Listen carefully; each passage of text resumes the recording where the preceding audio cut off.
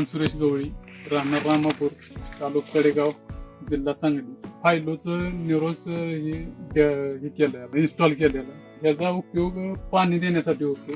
पूर्वी आम्ही केळी पीक घेतलं होतं 5-6 वर्षापूर्वी. त्यावेळी आम्हाला पाण्याची समस्या जाणवत होती. पाणी कमीच होतं, पण पाणी कसं द्यायचं हे आम्हाला कळत नव्हतं. कळत नसल्यामुळे आमचं उत्पादन आम्हाला पाहिजे असं मिळत नव्हतं.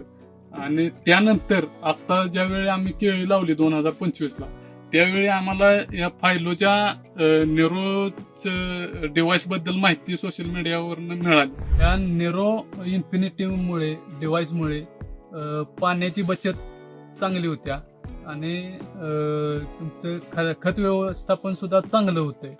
त्याच्यामुळं पाण्याची बचत होत्या. बचत झाल्यामुळं वेळ वाचतोय, लाईटचा खर्च वाचतोय.